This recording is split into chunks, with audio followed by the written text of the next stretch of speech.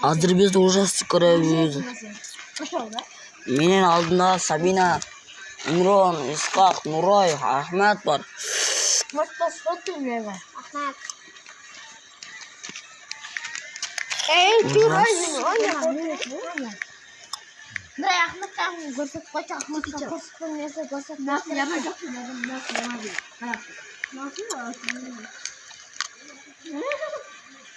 Ужас.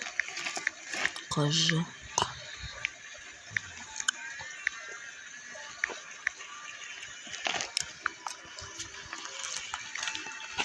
Лайк, подписка, конечно, керек. Басып койсоңор.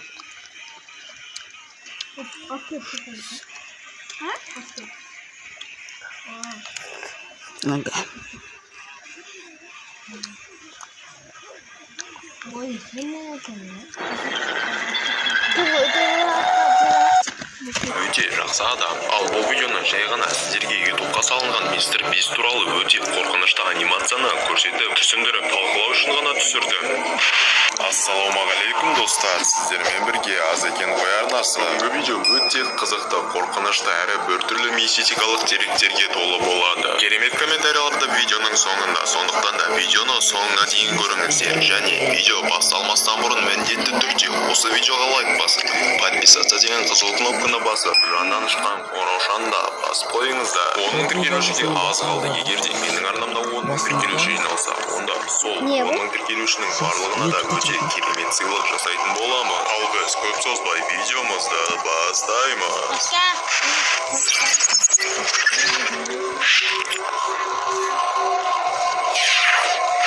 Бұл анимацияда аниматор мистер Бистті өте қаншер, қатыгез адам етіп көрсетеді. Сонымен қатар қанды темаларда бар екенін ескертемін. Игра в кальмара анимациясында мистер Бист өзінің оқырмандарын өте үлкен қаржылай сыйлық үшін жинайды. Адамдардың барлығы бұны жай әшейін ойын деп ойлап келген. Бірақ 40 миллион доллар үшін олар өлетіндерін білген жоқ. Басты қаржылай сыйлық та осы еді. Мистер Бист камераға қарап бізге және ойынға қатысып жатқан адамдардың барлығына да ойыннан ұтылған жағдайда өлетіндерін айтады. Олардың аман қалуына бір ғана мүмкіндіктері бар. Осындай қиын ойында жеңіп шығуы керек. Әйтпесе мистер Бист ешкімді де аяп тұрған жоқ. Адамдардың барлығы қатты қорқып кетеді. Мистер Бисттің көмекшілерінің бірі, есімі Карл деген бала, өзінің маскасын шешіп мистер Бистке қарап: "Джейми, сенің әзілдеп жатқаныңа біз сенімді болдық қой" дейді. Мистер Бист еш күттірмей бірден Карлды атып өлтіріп тастайды. "Айттым ғой, масканы шешуге рұқсат жоқ" деп айтады мистер Бист. Оның көмекшілері де ойынға қатысып жатқан адамдардың барлығы да қайтадан өте қатты қорқып кетеді. Одан кейін ойын басталып кетеді. Ойыншылар ине мен пішненің ішіндегі фигураны оны сындырмай кесулері керек. Оларға берілген уақыт өте аз. Ал егер де тәттіні, яғни пішнені сындырып қоятын болсаңыз, онда еш күттірмей сізді бірден өлтіріп тастайды. Адамдар ойынға қатысып жатқан кезде мистер Бист жарнама, яғни өзінің спонсорын айтады. Экранға қарап тұрып, ол қара нарықта адамның денелерін, адамның органдарын сататын компанияға жарнама жасайды. Ал пішнені сындырып алған ойынға қатысып жатқан адамдардың барлығы да жерде өліп жатады. Оларды пышақтап және атып өлтірген. Ойынға қатысып жатқан адамдар өте аз қалған кезде таблодағы уақыт 2 минут болғанын көреміз. Яғни ойынның бітуіне 2 минут қалды.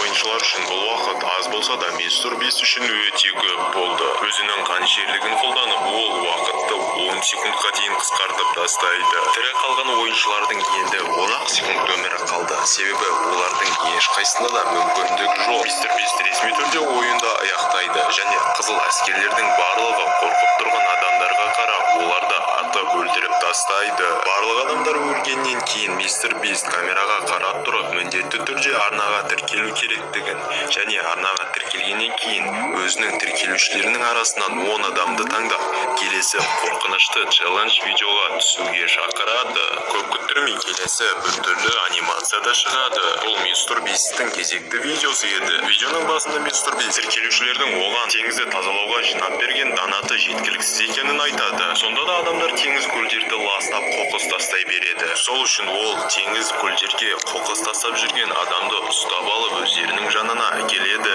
Ол қатты таяқ жеген, түрінің түгі қалмағанша оны ұрып тастаған. Бейшара жай ғана бір баклажканы суға тастадым деп ақталмақшы болады. Бірақ бұл анимацияда мистер Бист қанышы. Сондықтан да ол бейшараға өзінің тастаған бөтелкесімен ойын ойнатпақшы болады. Ойын өте қысқа және оның ережесі де өте түсінікті. Бөтелкені лақтырып оны тік тұрғызып қою керек. Егер де тік тұрған жағдайда оны босатып жібереді.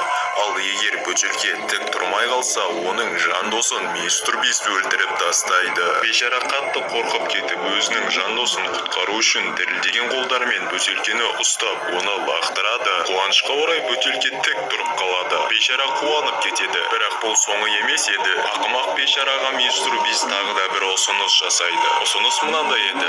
Ол бөтелкені тағы да лақтырады және бөтелке қайтадан тұрса, өзінің досын құтқарып қана қоймай, жаңа сыйлыққа iPhone 4 алады. Ақымақ бейшара оған келісе салады. Себебі оның телефоны шынымен де ескірген екен. Бөтелкені ұстап айналдырып ауаға лақтырады және ол тұрмай қалады. Мистер Бист еш күттірмей бірден досын атып өлтіріп тастайды. Бір рет тұрған бөтелке екінші рет тұра бермейді. Бейшара өзінің ақымақтық жасағанын түсініп қатты қайғырады. Сосын мистер Бисттен кете берсем бола ма деп сұрайды. Не дегенмен де оның жан досы өліп қалды ғой. Мистер Бист жоқ, кетпейсің, себебі сен өзен көлдерге қоқыс баклажка тастауды жалғастыра бересің дейді. Бұл дегеніміз мистер Бист бейшараны бостандыққа жібермей өлтіріп тастады деген сөз. Келесі видеода мистер Бист кезінде өзінің қаншама ақшасын мың адамның зрениесін, яғни көз көру қабілетін қайтарып беру үшін жұмсағанын айтады. Ал бұл оған жеткіліксіз болған екен. Сондықтан да қайтадан мың сау адамның зрениесін